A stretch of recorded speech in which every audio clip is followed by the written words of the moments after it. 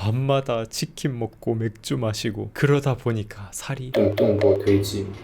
72에서 73 사이를 왔다 갔다 하는 정상 체중으로 돌아왔습니다. 예. 안녕하세요, 오기북입니다. 오늘은 2022년 3월 8일이고요. 오전 10시가 다 되어가고 있습니다. 오늘 또 아침에 열심히 독서를 하다가 여러분들과 또 유익한 이야기를 해보고 싶어서 이렇게 인사를 드립니다. 오늘은 어떤 이야기를 해볼 것이냐? 최근 저의 13kg 감량 썰을 한번 풀어보도록 하겠습니다.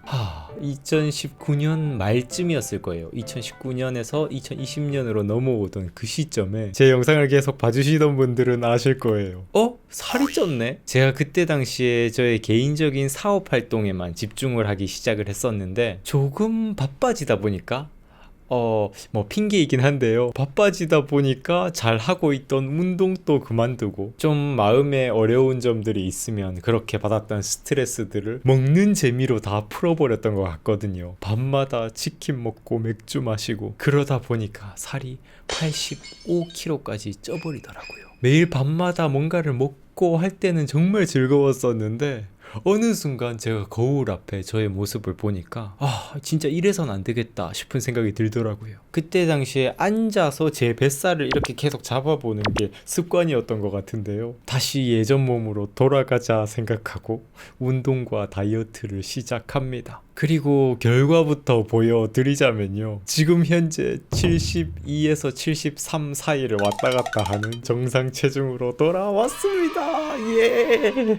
진짜 다시 여기로 돌아오는데 정말 쉽지 않았습니다. 그리고 오늘은 이 정말 쉽지 않았던 과정을 이어오는데 저에게 가장 큰 도움이 되었던 방법을 여러분들과 한번 나눠보고 싶은데요. 혹시나 오해를 하지 않으셨으면 좋겠어요. 운동이나 식단 얘기를 오늘 하고 싶은 건 아닙니다. 나중에 기회가 되면 그런 이야기를 좀 해볼 수도 있을 것 같은데 오늘은요, 기록 습관을 여러분들께 영업해보고 싶어요. 데일리 리포트라고 하죠. 기록하는 습관이 저의 다이어트를 성공하게 만드는데, 그리고 운동하는 습관을 만드는데 정말 큰 도움이 되었다는 점을 오늘 좀 말씀드리고 싶은데요. 먼저 저는 이런 식으로 기록을 하고 있습니다. 이게 저의 건강 성장 기록지예요. 노션이라는 프로그램에다가 제가 기록을 하고 있는데, 예전에 기록했었던 일기장의 내용들을 제가 다 옮겨 와가지고 2013년도 내용도 있고 2018년, 2019년, 2020년 이렇게 지금 현재까지 2020년까지 계속해서 지속적으로 기록을 하고 있습니다. 보시면 제가 2020년에 이 몸무게를 보면 83.5, 81.3 열심히 다이어트를 해서 79까지 내려갔다가 여기가 2020년 1월인데요. 2020년 갑자기 5월이 되면서 갑자기 85kg로 다시 불어버려요. 2020년 4월 14일 완전 지금 뚱뚱보 돼지입니다. 지금 살이 진짜 엄청 쪘습니다. 그러면서 85kg다, 심각하다, 배를 넣고 싶어도 넣는 게 안 될 정도다, 살 빼보자 라고 이렇게 기록을 해놨는데, 이런 식으로 저는 이렇게 하나하나 기록을 해두고 있습니다. 저의 체중을 적고 날짜를 적고, 그리고 그날 짤막한 기록을 남기기도 하고, 위에 보시면 아예 기록을 안 남기고 그냥 내가 이날 뭔가 촬영을 해놨다 이런 기록만 해놓기도 하고요. 체중을 적고 그날의 기록을 적고 열심히 뺄 것이다, 화이팅, 이렇게 그날의 생각을 적어 놓습니다.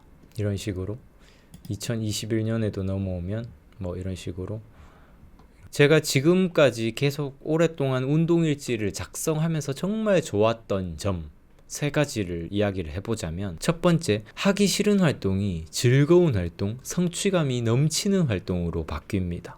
두 번째, 객관적으로 현실 파악을 할 수 있습니다. 세 번째, 기록하는 재미 때문에 또 운동하게 됩니다. 이런 장점들이 있어서 저는 계속 열심히 기록을 하고 있는데요. 기록하는 기준은 간단해요. 저 같은 경우는 체중, 날짜, 그날 한 운동, 그리고 짤막한 생각. 근데 이 생각은 그냥 추가 요소일 뿐이고요. 가장 기본적인 게 그냥 날짜와 운동한 것, 그날 현재 상태입니다. 여기에 각자의 취향에 따라서 더 할 수도 있을 것 같아요. 식단을 기록해 볼 수도 있고, 인바디 기록을 함께 남겨볼 수도 있을 것 같고, 만보기로 측정을 해서 그날 얼마나 걸었는지 각자의 취향에 맞게 기록을 하시면 될 것 같아요. 아무튼 중요한 건 이걸 기록하는 과정입니다. 운동을 한 다음에 바로 기록을 하는 거예요. 그리고 그렇게 기록을 하면서 내가 해냈구나, 오늘의 과제를 끝냈구나, 그날의 성취감을 최대한 맛보는 겁니다. 저는 운동을 끝낸 다음에 그 운동 이후에 찾아오는 그 성취감을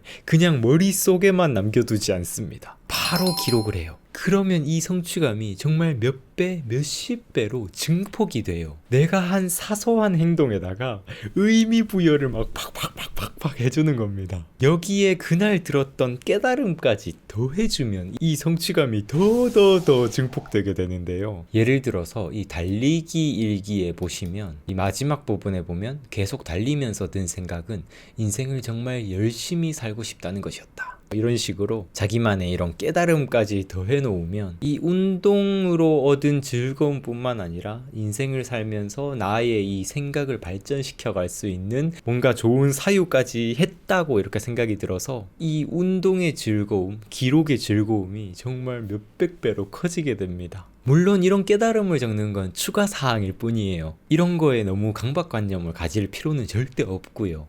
일단 기본적인 사항들, 그날의 날짜, 현재 상태, 그날 한 운동, 요 정도 이 기본적인 사항만 일단 기록하는 습관을 들여보시면 정말 좋을 것 같아요. 이 기록의 과정이 정말 좋은 건 제가 지난 영상에서도 강조했던 바인데요. 계획을 짜고 그 계획에 나를 맞추는 게 아니라 내가 먼저 행동하고 그 내용을 기록하면 해야만 한다는 의무감이 드는 게 아니라 하면 할수록 성취감으로 가득해지게 됩니다. 스트레스가 사라지고 즐거움만 가득해지게 되는 거죠. 그러면 자연스럽게 운동 자체가 즐거워지고 자꾸 찾아서 하게 됩니다. 근데 우리는 보통 반대로 할 때가 많잖아요. 우리 뇌가 그렇거든요. 원대한 꿈을 꾸는 걸 좋아하지만 그 원대한 꿈을 직접 실천할 때는 도망가고 싶어 해요. 쉽게 하는 걸 좋아하는 게 뇌의 본능이기 때문에 상상할 때는 어떻게든 원대한 꿈을 한 번에 이루는 그게 쉬운 길이라고 생각을 해요. 근데 정작 행동할 때는 가만히 누워서 핸드폰 만지작거리는 게 훨씬 쉬운 길이라는 걸 뇌는 알고 있습니다. 말과 행동이 다른 사람들을 보면 좀 실망스럽잖아요. 근데 우리 뇌가 그런 거예요. 생각과 행동이 다릅니다. 이 패러다임을 바꿔버리면 이야기가 달라집니다. 원대한 목표를 잡지 않는 거예요. 일단 내가 할 수 있는 아주 작은 쉬운 과제를 선택을 하고, 지난 영상에서 말씀드렸던 선행 후기, 먼저 행동하고 그 다음에 기록을 하는 이 계획법을 실천해 보는 겁니다. 저 같은 경우도 이번 운동의 첫 시작은 팔굽혀펴기 10회부터 시작이 됐어요. 2021년 처음에 이렇게 보시면 2021년 2월 8일입니다. 팔굽혀펴기 정자세 10회부터 시작을 했어요. 10회.